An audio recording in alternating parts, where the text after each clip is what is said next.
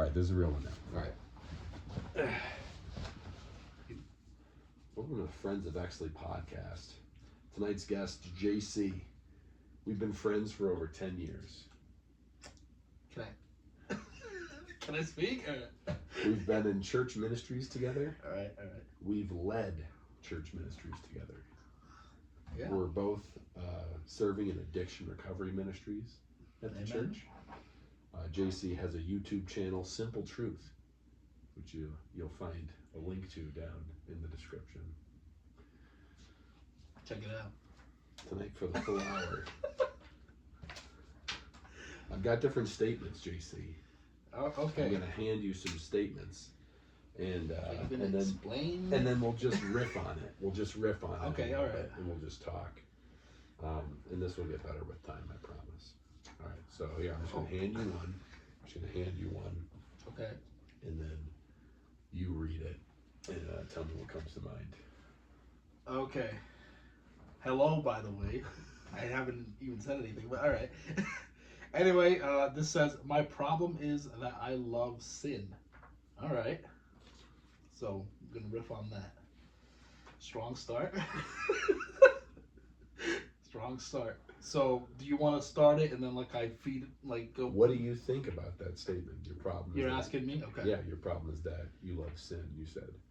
Yes. So I agree with that statement. I think we have an understanding, or we think that we're supposed to, we are supposed to deny our sin, right? Yeah. We're supposed to hate it to some extent, or supposed to hate it entirely, really, but realistically speaking, the reason we keep doing it is because we love doing it. It feels good. The reason this is important to point out is because some people will be like, I hate my sin, I hate it, and that's true to a certain extent. Yes. Right? But the reason we keep doing it is because we love it. Yes, and I think that's helpful to accept the fact that you do love it, and I think that's helpful in the recovery phase of it, because if you're pretending as if you don't love it and that you completely hate it, I feel like it's kind of counterproductive. I think you need to, the first step is to admit, you know what, I actually do love this, and that's why I'm stopping. I don't want to love it anymore, and I need help from God to help me not to want it, not to desire it, or not to cave into it, and to desire God more. Right. Yeah. And I guess we should clarify too, it's like the real you, the moment you get saved, the real you has been made perfect and made new. The spirit and soul are recreated, right? You could say they're born again, they're created new, but the sin that we struggle against is still in the flesh. Yes. And we've been made separate from the flesh in some profound and very important way, where it's no longer the real us who sins. It's like the sin in the flesh. But just for ease of talking about it, it's at some level, we have to acknowledge that, the bodies that we inhabit love sin, and because we've been made new and we've been made separate from our bodies, we can put to death the parts of our body that love sin and make them obedient to Christ and make him love God, possess our vessels. Yeah, I agree. And I feel like that's definitely a struggle for a lot of people, because they feel like, oh man, I keep going back to it. I really love this. And that must mean that there's something wrong with me. But it's no, you're a sinner. So naturally you're going to love sin. That's just how it works. Yeah. And that's not okay, but okay in a sense. Because it's you're a sinner. You're still in your earthly body. Yeah. We're saved. We have the Spirit in us. We now have convictions. We now want to serve God. We want to love God, and we want to live for him and remove these sins so we can be effective for him. But we're also still in this earthly body that's decaying and that is prone to death and loves to sin. So our spirit wants to do what the Lord wants, while our body wants to sin more. And there's always going to be that back and forth conflict for the rest of your life to different extremes. But the goal is we want to surrender ourselves more to the Spirit so that way the desire for us to want to sin kind of decreases over time, but it'll still always be there because we're still in this earthly body. um, so we're gonna still desire to some extent, even if you don't like, even if you don't let's say you an alcoholic, right, and you're out of it, you've been out of it for years, right, and you backslide or you decide, what, I'm gonna have a little sip or whatever, this and that. Yeah. If you let that go too far, because you still love it deep down, you're gonna probably end up falling back into it if you don't just like control that and just take it back. Right. Right. I mean, can you attest to that? Like, how was it for you? I know you struggled with alcohol. Nah, you like it. Get it? No, yeah, for sure. I mean, the way that I think about it is like there's like every fruit, every sin that we struggle with is a fruit that has a root, right? And so, they people talk about like the idols of the heart, and I have different idols of the heart, that the Lord's been peeling back layers of, as I am sanctified, the Yes. Lord's peeling back layers, and I would say, my addiction recovery journey has been such that, like, at some point I crossed the threshold where I didn't do that particular sin anymore. Yes.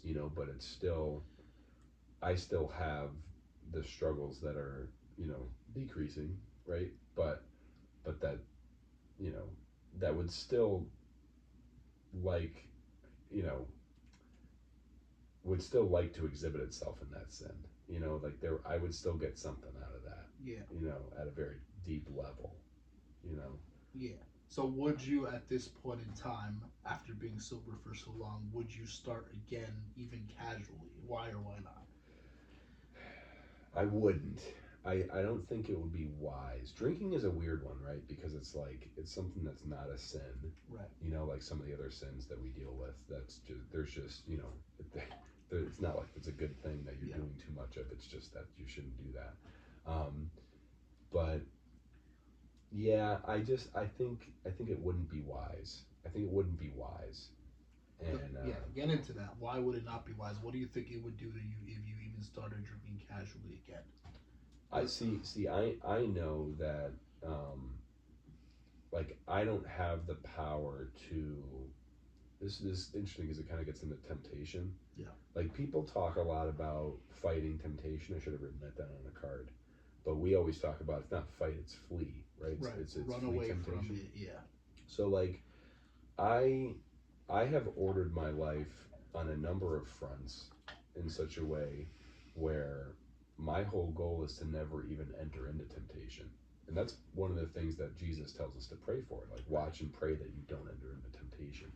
And so, because I know that the spirit is willing but the flesh is weak, and so if I find myself in a tempting situation, 1 Corinthians says that God provides a way of escape, not like the muscles to beat it up. And so I don't want to find myself in a situation that's super tempting. Yeah. Because, and again, I don't want to have like a defeatist mentality, but I kind of feel like I'm going to lose, right? So if I'm putting myself in a tempting situation, which for me, sorry if I'm going too long on this, but if for me with alcohol would be me having a couple and wanting to have a dozen, right? And so, okay, it will escalate. As a Christian, Eventually. we're allowed to have a couple, but like that's also me, making myself. I would be in a tempting situation because maybe I got a little bit of a buzz, and I'm like, oh, I like this, right? And so I don't want to be a little bit, a little bit under the influence, and then wanting to be totally under the influence. I wouldn't even want to. I don't even want to step into that arena. Right. If possible. I think that's why it's important for everyone who is struggling with alcohol or any sin in general, trying to get out of something. It's like, if it's too, you have to be really honest with yourself. Yeah. You have to be honest of what you can handle. Most people aren't honest with themselves. They think, that's fine. I can have a couple. It's not a big deal. It won't affect me. And for some, it might not, and for some, it will. But you have to be honest. Like, is this something that's going to, like, just one drink is all it takes for me to start going down that path and make it a usual for me, and then you have to be real honest. Most people aren't honest about whether or not they're weak, right? You Yeah. have to be honest with your weakness. If you're pretending like you got this when you know you don't deep down, you're gonna fall Yeah. really easily. And some can have a drink here and there and it will be fine. It's not, like I said, it's not a sin. But if you know it's too strong for you, or you're afraid to find out, then just be wise, stay away from it. Because why would you want to play with that if you're not even sure you can handle that, right? Right. Which is where you're at. It's like, yeah, I could, but like, what if I do get that buzz, that kick, and then it makes me start spiraling, and I want it a little bit more. What's gonna stop you is like, all right, well, I've been good for a couple of years, Right. I have self control in this, so Right. I can have a Right. little bit more, it's fine.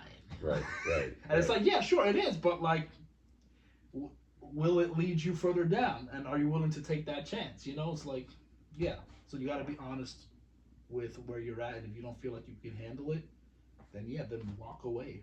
Be like, nah, you know what? It's not. I don't even want to find out. Just stop. All right, next one. Cool. The point is. Well, hold on. Let me have a sip. The point is not to be able to say, "I'll never do that again." Okay. The point is to say, "I'll never be able to do that again." The point is not to say I'll never. The point is not to be able to say, "I'll never do that again." It's kind of confusing me a little bit. So we've talked about this before. Yes, but I just like reading it for whatever is throwing me off. So just it's fine. Just like So I feel like sometimes that's how like Christian maturity is characterized in the church. on whether or not you do it again, right? But yeah, but also like hey, like you'll be mature when you get to the place where you're like, I would never do that again.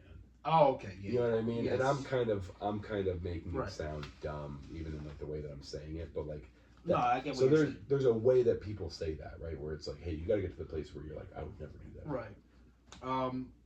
I think there's some level of truth to that in the sense like if you say, if, are you just saying like the quote like I'll never do that again? You can't really promise that, right? You Right. can't really say for sure you'll never do that again. You can't see the future, and a lot of things can happen. There's temptation all over. You can't really say I'll never do that again. You can say I'll do everything I can to not do it again, Right. or but realistically speaking, you don't know that for sure. To make a definitive statement like I'll never be able to do that, I will never do that again, is like usually when you say never, it'll happen.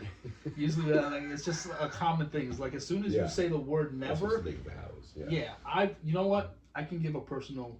I don't know if I should get too deep into Don't detail. don't get too deep into this.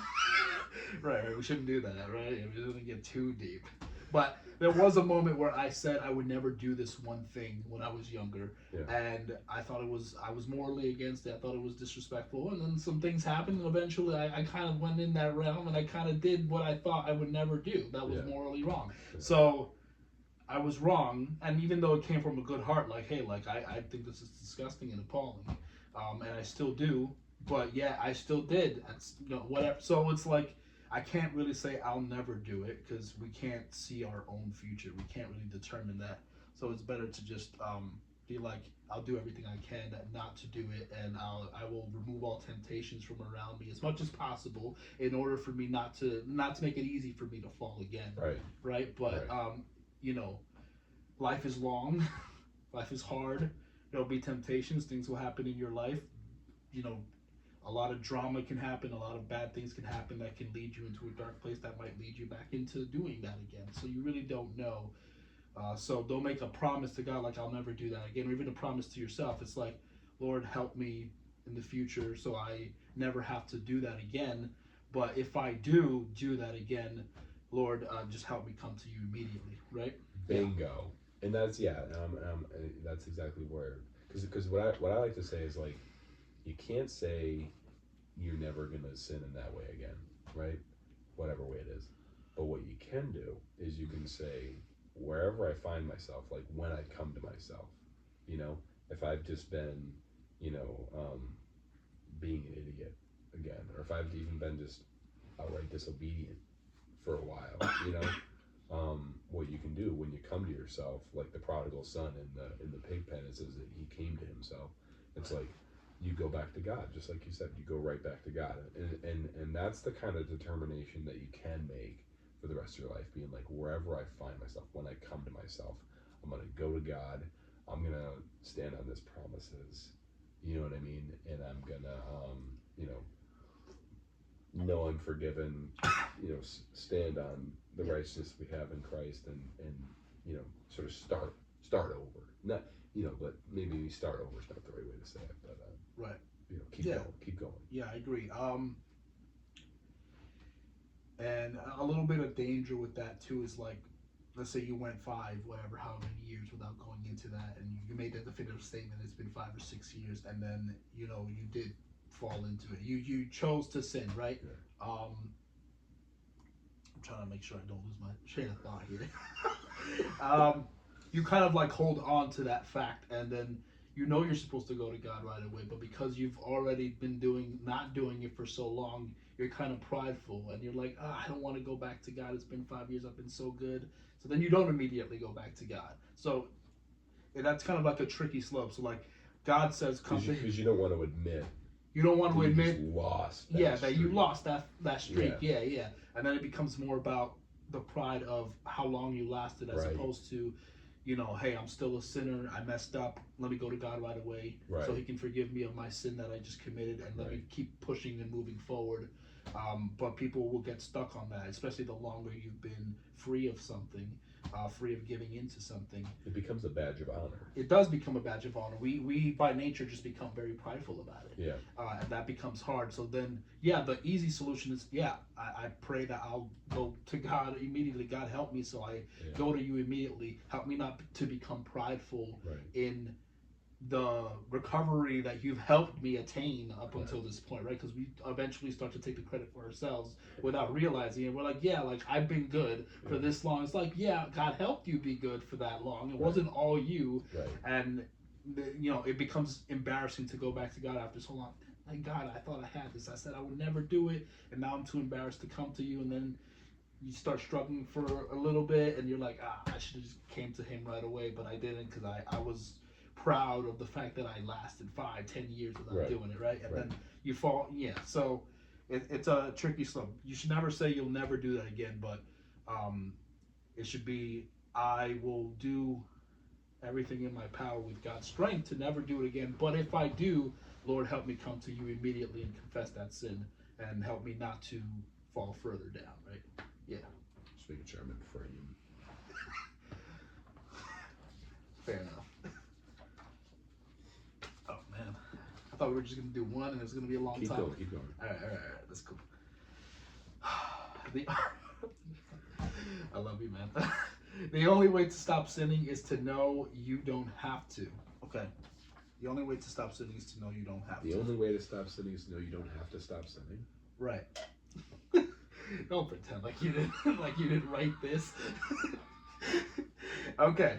So I know where you're getting at with that. I do agree with that statement, because when we're saved by the death and resurrection of Jesus Christ, we put our trust in Him, that it's a sealed deal, right? Like the moment we believe in Him, we're going to heaven regardless of how well we do the rest of our life. Obviously, we should still be following God, being healed of our sins, and being self-controlled, and a whole bunch of other stuff, right? Be walking for God. We need to be walking in righteousness, right? Like we still need to do that, but our salvation isn't dependent on that. It's already dependent. So we have it already, regardless of what we do.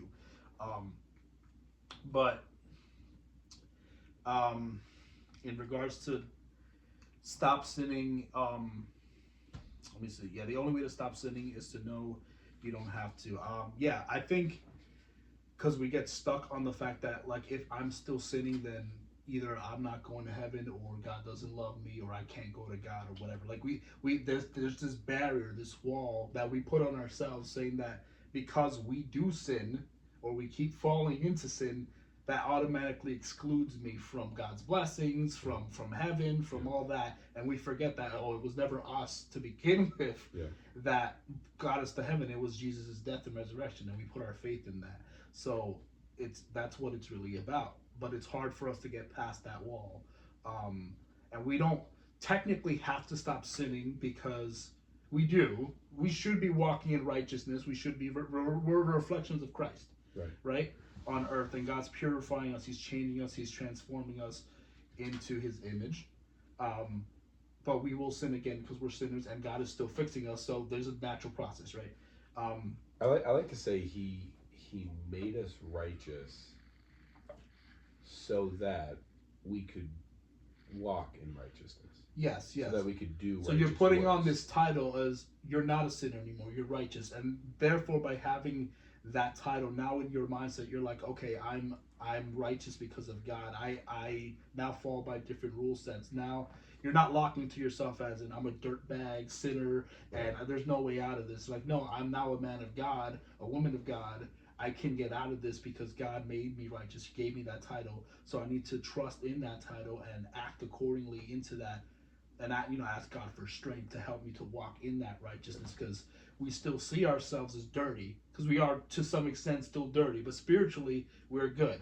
Yeah. Like we don't owe anything to God Yeah. because He said, "You believe in my Son and what He's done for you. You put your faith in that. We're good. Like Yeah. we're good. That's it. It's a wrap." Yeah. And it's hard for us to accept that because we're so grateful for what Jesus did, and now we want to serve Him and we want to do the right thing by Him, but obviously we fall a lot, Yeah. and our own faults, and we focus too much on our faults as opposed to God's love and grace and glory. That's what's going to help you grow and change. So you technically don't have, technically speaking, like I said, even if you spend the rest of your life falling, you're still going to heaven because Jesus already sacrificed His life and you gave your life to Him, even if the rest of your life didn't exactly match what you were trying to do.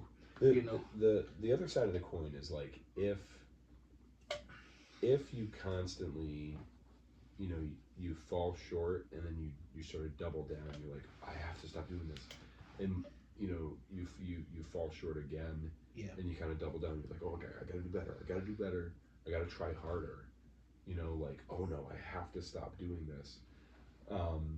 I think what these are like well-meaning Christians. These are Christians who have a zeal and a Yes. desire to stop, and it's bizarre. And you and I've seen this a lot, and it's happened to us. Yes. Where yes. it's like you're so serious, and there's such a gravity about the sin.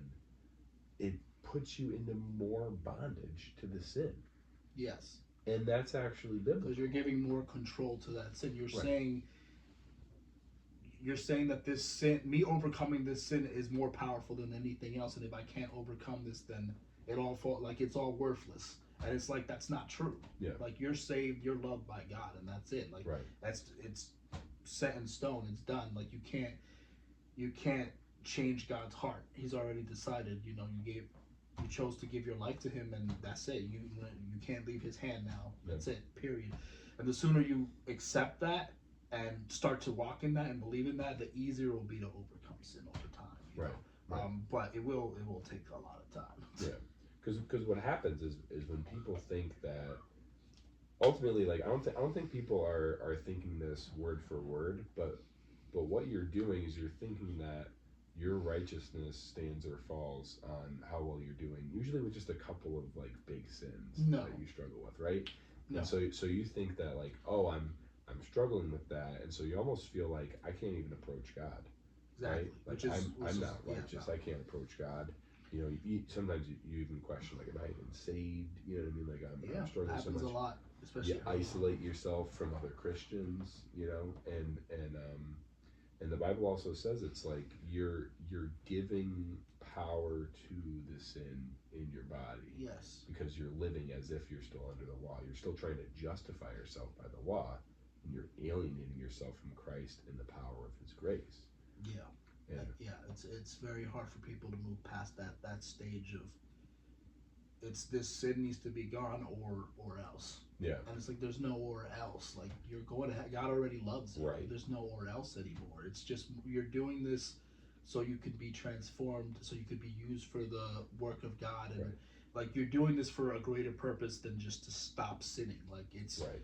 you Right. know, because like you, like I said, like you could continue like, well, the only thing that's gonna count when we go to heaven, like yeah, God will be proud or whatever, however you want to phrase that. You know that we chose to live our life and did not try to deny our flesh, right? Yeah. Like that we tried to walk down that path. But in the end, what's going to matter is who did we love, right? Who did we bring with us to heaven? Who did we show care for? You know, did we care for the poor? Did we care for our enemies? Did we show love to the people around us? Yeah.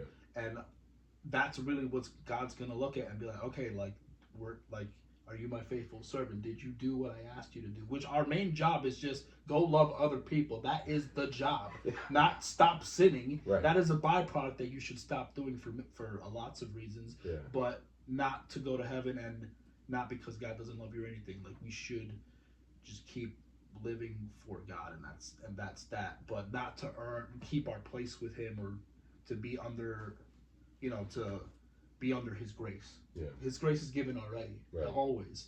So it doesn't. You're not trying to keep that spot.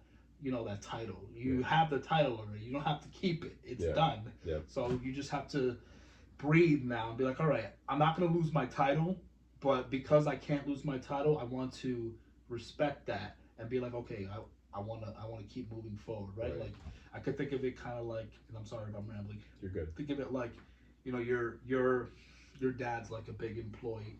He owns the company, right? So you got the job automatically. You're his son, right? You're getting in. You got the job, and you have full immunity, right? Because you're Right. the boss's son, right? He's Right. not going to fire you in this and that. And so everything that's his is yours to an extent, right? And you could squander all that and be like, I'm going to be disrespectful and not be lazy in my job and do all that, and that wouldn't be respectable. It's like you're getting this because of me. And I the father's still gonna love his son. It's probably gonna forgive him over and over again and keep giving him more chances because that's what the father does. Yeah. But in the end of the day, you're given this opportunity. You're let in, so you should walk accordingly to that. Like you're a reflection now of your dad. Right. And the business as a whole. So the same thing. We're a reflection of Christ and God's whole business, so to speak. His. Yeah. What we live for, what He lives for, what He cares for is what we should care for. How He wants us to live is how we should live. Like we're a reflection of Him. So that if we choose to squander the rest of our life by just going deep into sin and not caring, no conviction, and not even trying to live for God, that's a reflection on Him. Especially if we call ourselves the title of Christian. Yeah, we might be saved and go to heaven because we did genuinely give ourselves at one point, but by choosing to not walk the walk the rest of our lives, we're squandering that opportunity, and we won't be a good reflection of Christ. And the world is judging us 24/7. Right. They're looking at us like, you're the Christian, really? Right. This is how you live? Right. And to some extent, like they don't fully understand the struggle with sin, and like they don't fully get that. But for some people that are not trying at all, it's like, well, how can you even have that title? Yeah. And it's fair to judge it that way. Like, yeah, like we're not walking in it, so why should we have that title? But God gave us that title. It is what it is, and we should be walking in that title because we're a reflection of Him. So if we can show God's love, then that's a reflection of Him, and then they'll want Him. They'll want what we have, right? And that's the whole goal. Right. We want to be a reflection so people could be attracted to what we're overflow. giving, Yeah. and they'll want it from God. Because like, oh, you got that from God? I want that too. And then now they can be saved if they want to give their life to Him. Like, that's the purpose of our life, not to be holy for the sake of being holy, but to be holy so that other people can be attracted to that light, that love, that grace, that gentleness, that kindness, and want to go to God for that, because that's where we got it from. And that's Right. it. Yeah. Right. Amen. Oh boy. Round number 4. All right. Yeah, well, I have 2 here, but I think, yeah. Anyway, sanctification is a process. Yeah. So, for sanctification, it feels weird because, like, anyway, it feels weird because I feel like, I mean, you're leading it with the questions, but That maybe not in the best order. It doesn't matter. It's fine. You did say it was going to be random. You did say that, so you warned me. But that's fine. So yeah, sanctification is a process. I stand by this um, because we think that recovery is supposed to take a certain amount of time. We convince ourselves that, even though it's not really guaranteed. God does say that He'll remove our sins from us. He'll create a miracle. He'll do His good work. He didn't say how long it would take. Yeah. But we put that title as like, all right, well, if I take myself really seriously for a couple months, a year, do everything, then I'll be good. And like I won't need to deal with this anymore. And it's just not true. You don't really know how long it's going to take. You don't know how long you're going to be in it, so you can't really determine that time frame. So it's best not to do that. And in terms of sanctification, God is transforming you from the inside out, right? He's removing a lot of the junk, the dirt, the scars, all that. He's removing that stuff, and then you're supposed to be filling it in with God's word and living for Him and His love, His grace, and then giving that out as well.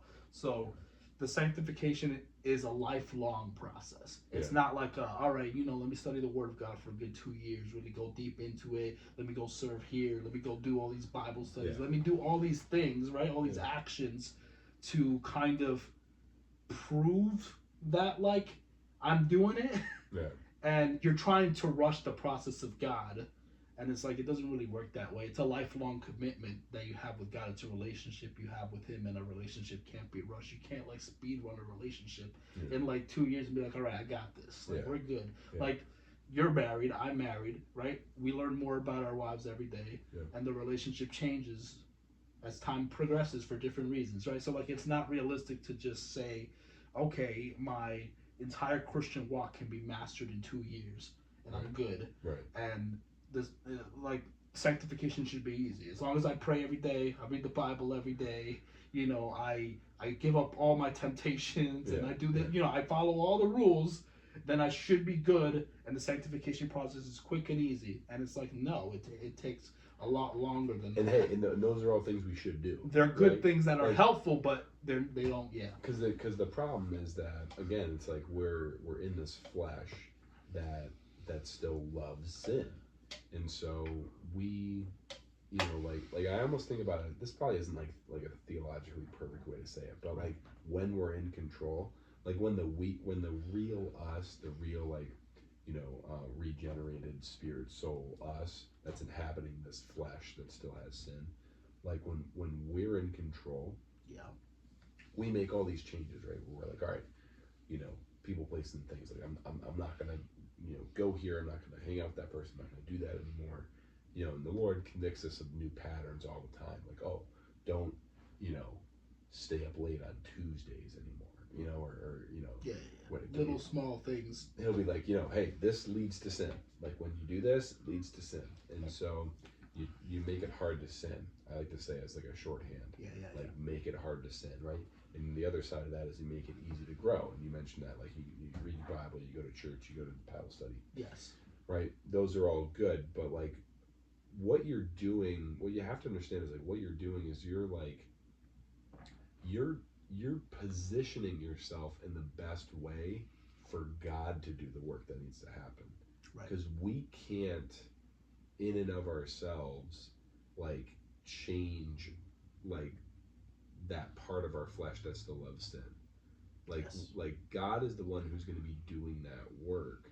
And so what we're supposed to do is we have a role in sanctification, but it's the work of the Spirit of God. And so we're like positioning ourselves for Him to do His work. And I think what's tough is like, a Christian, I don't know if this is worse for new Christians or for people who've been Christians for a while, but it can really get to you, I think, even if you've been a Christian for a while, and almost especially if you've been a Christian for a while, if like you're doing good and then you fall into that sin again. Right, And you're kind of like, man, like, what am I not doing? Like, what's wrong? And it could be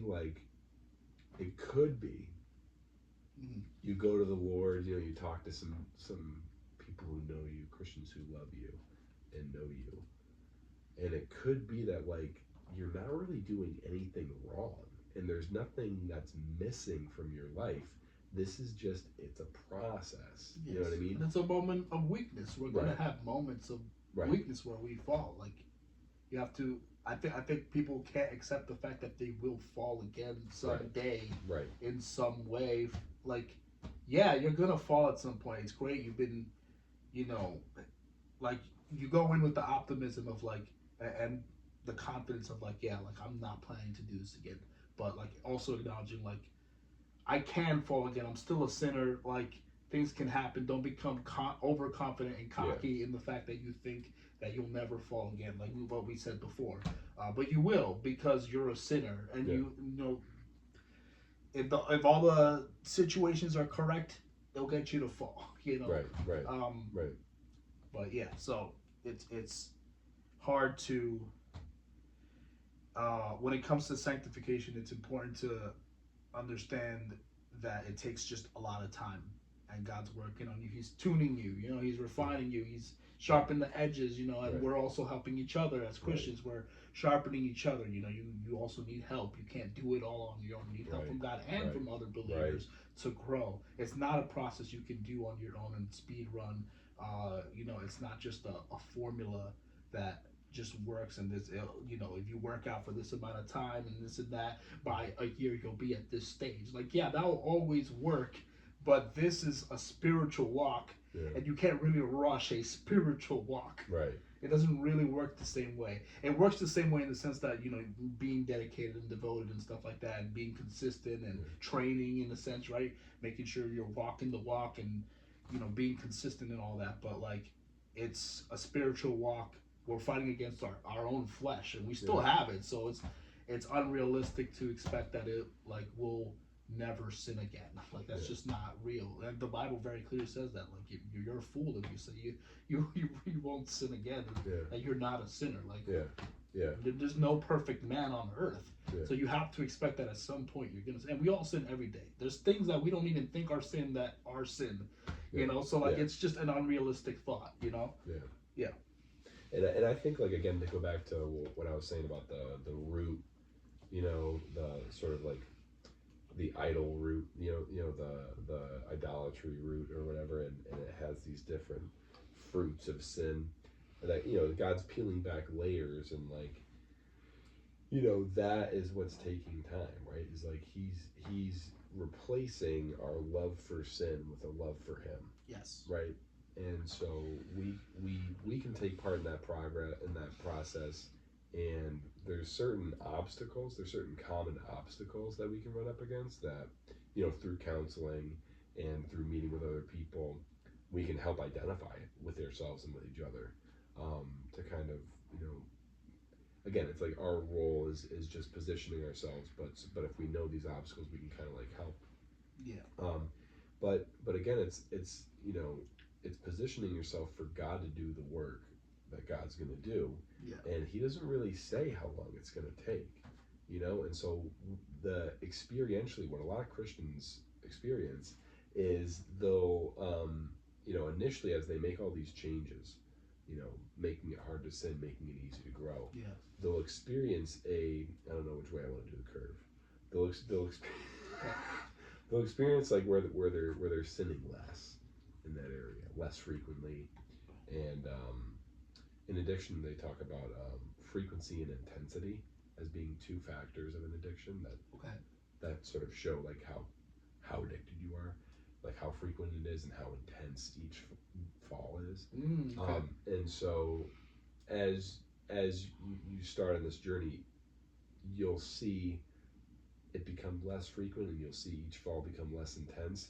But typically, what people experience is they experience kind of a plateau where they can't sort of get beyond like a certain frequency of falling, sort of almost like a cycle Okay. of, it's monthly, or it's every 3 Like months. not permanently gone, but like Yeah, like I never quite get beyond 6 months, or whatever, right? okay. And so, and what is that plateau? That plateau is, showing where, I guess, your heart is, or like where you are in the process of like your flesh being changed by God, to love him more than you love your sin. And so we should be doing everything we can to get to that extreme point. But then we have to understand that like now we've reached sort of like the edge, and like God is the one, you know, we're supposed to still keep doing what we're doing, but like the rest of the movement here is entirely God's. You know what I mean? Like if we've reached the sort of like the edge of this, like, and we're just plateauing, like we have to understand, like, all right, like I'm there, and I'm just gonna keep going, right? I'm gonna keep seeking the Lord for new revelation, right? Okay. Like if He gives me like new things to add to the make it hard to sin pile, all right. If He gives me new things to add to the make it easy to grow, all right. But what I'm gonna do is I'm gonna trust that I'm in His hands, and He's gonna do what I can't do for myself, right? I'm just gonna keep going, like the Shadrach, Meshach, and Abednego, kind of Mm-hmm. like I know the God that I serve has the power to deliver me. But if not, I'm still not gonna bow to this sin. I'm still not gonna give up. I'm still Right. not gonna grow weary and give up. I'm gonna be patient. I'm gonna endure. I'm gonna persevere as long as it takes. As long as it takes. As long as it takes. Because what people do is they get to a certain point, and you know maybe they hear like a really like you know a sermon with a lot of zeal from a pastor they like, Yeah. and the pastor's like, if you're still struggling, you know, Yeah. and it's like I feel like he's maybe speaking to a particular kind of person, but then everybody always takes that internally, Of right? course, yeah, yeah, yeah. You have to think about how every other person would also receive that Yeah. when you're saying that, because people will just take it as face value, and we always internalize everything as it's, oh, this is speaking to me directly, Right. and it might not exactly be speaking to exactly you or your situation, Right. but he's making a big general statement that hits everyone, and Yeah. it might do more damage than good. Right. Right. Yeah. It's like if you periodically fall into sin, you know, you might not even be saved. Like Which is you're completely you're not doing something right. You know. which that's not even biblical. It's like we're sinners, so Yeah. and there's a process. So naturally, in that process of you being sanctified, along that way, you're going to be falling along Right. before you even see any like type of Right. like progress. Right. You know, so it's just it's not. It doesn't make any sense. I know. I think we don't want to be giving people a pass. Yes. Who are like not even. I guess the biblical way to say it is like they're kind of unrepentant. Right. We don't want to be giving them a pass if they're like unrepentant. They're kind of like that's really a problem. Yeah. Well, if they're unrepentant, there's nothing like they're unrepentant. That's not going to change. Right. Like they're choosing to not repent or not Right. acknowledge that they're sinning. So that's Right. not. There's nothing you can really. You can preach to them, love them, pray for them, keep guiding them towards the right light. But even if you say something right or wrong, if they want to keep sinning and don't care, they're gonna keep sinning. Right. They're not in the place where they want to stop. Right? When we go to God and we give our life to God for the first time, we're like, God, I've messed up. I can't do this anymore. I need you to take over. Yeah. I'm sorry. I need your help.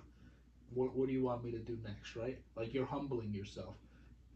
They're not humbling themselves. They don't want to. They're not even acknowledging they did anything wrong. Yeah. So the first step is acknowledging that you're doing something wrong. Yeah.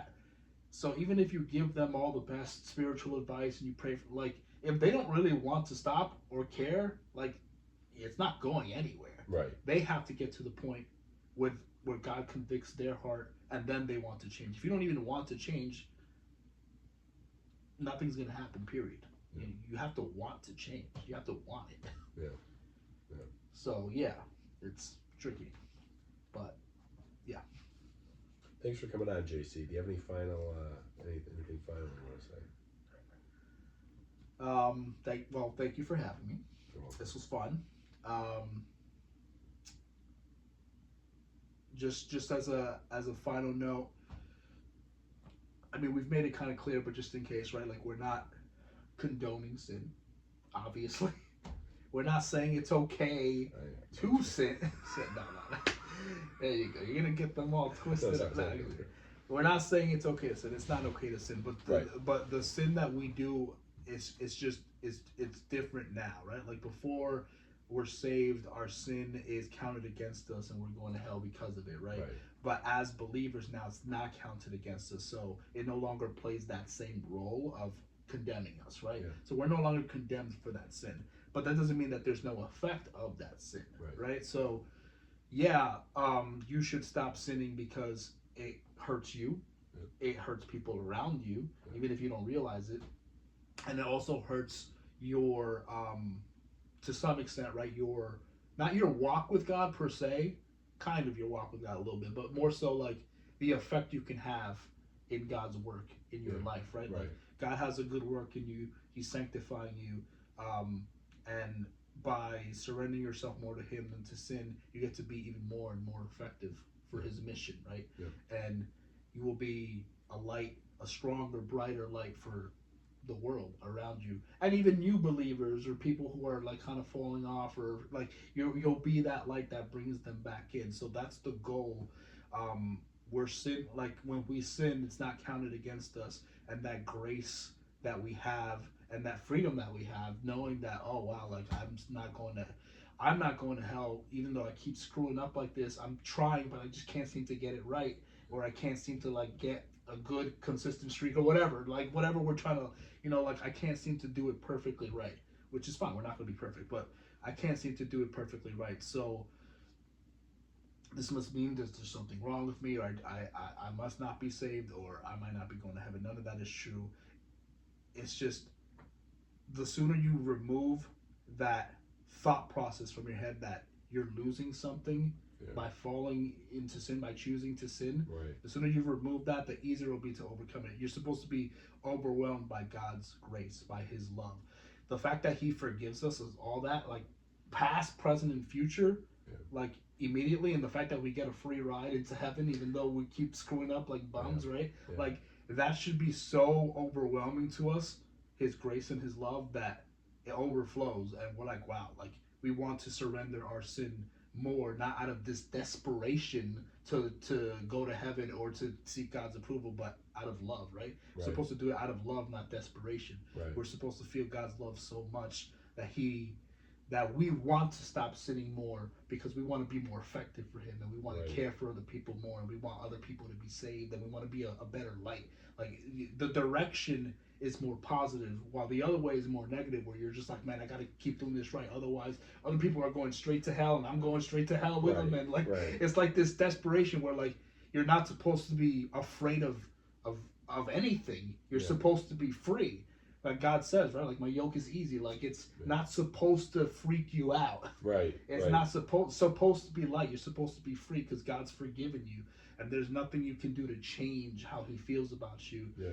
And that's supposed to encourage you and build you up to want to do what God says. So we are then following the law, but not for the purpose of trying to like be right by Him and like not the fear of God, right? Right. But doing it because, oh, God loves me so much. I want to serve. I want to go out there. I want to love my neighbor. I want to love my enemies. I want to learn how to do this. I want to learn how to do that because His love is so great. I want to give that love out. Yeah. So I just wanted to like end it on that note. Yeah. For me, yeah. Thanks, JC. Well, God bless you. See ya.